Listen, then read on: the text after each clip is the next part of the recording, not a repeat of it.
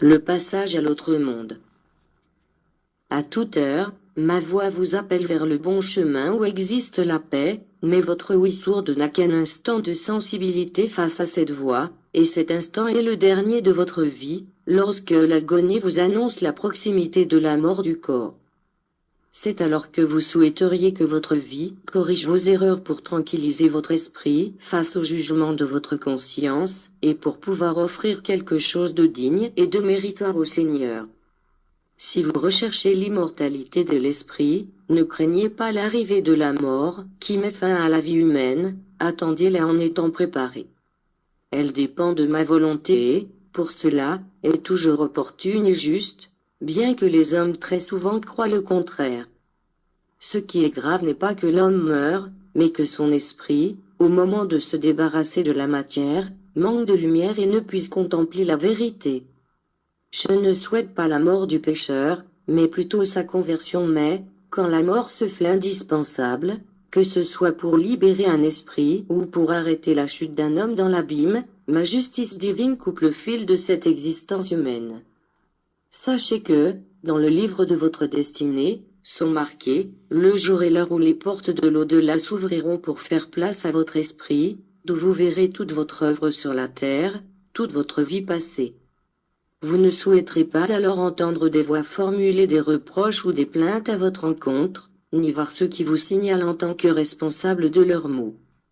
Ne vous arrêtez pas en pensant que vous n'arriverez jamais au bout de ce chemin qui vous paraît si long. Poursuivez votre marche en avant, parce que l'esprit pleurera plus tard chaque instant que vous perdiez. Qui vous a dit que l'objectif se trouve en ce monde ? Qui vous a enseigné que la mort est la fin et que vous pourrez atteindre mon royaume en ce moment? La mort ressemble à un bref sommeil, après lequel, les forces étant restaurées, l'esprit, sous la caresse de ma lumière, se réveillera et ce sera un nouveau jour, qui commencera pour lui. La mort est la clé qui vous ouvre les portes de la prison dans laquelle vous vous trouvez par le fait d'être attaché à votre corps matériel. La mort est, en même temps, la clé qui vous ouvre les portes de l'éternité. Cette planète, convertie en vallée d'expiation à cause des imperfections humaines, a été une captivité et un bannissement pour l'esprit.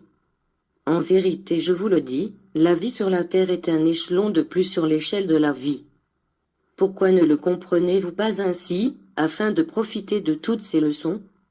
Ceci constitue la raison pour laquelle beaucoup sont obligés d'y revenir à maintes reprises, parce qu'ils ne comprirent ni ne tirèrent profit de leur vie antérieure. Il faut que vous sachiez que l'esprit, avant de s'incarner, a bénéficié d'une grande préparation, puisqu'il va être soumis à une longue et parfois dure épreuve, et que, grâce à cette préparation, il ne se trouble pas en pénétrant dans cette vie terrestre.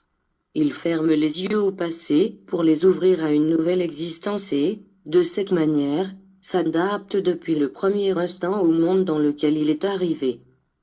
Bien différente est la forme sous laquelle votre esprit se présente au seuil de la vie spirituelle, quand il quitte son corps et abandonne le monde.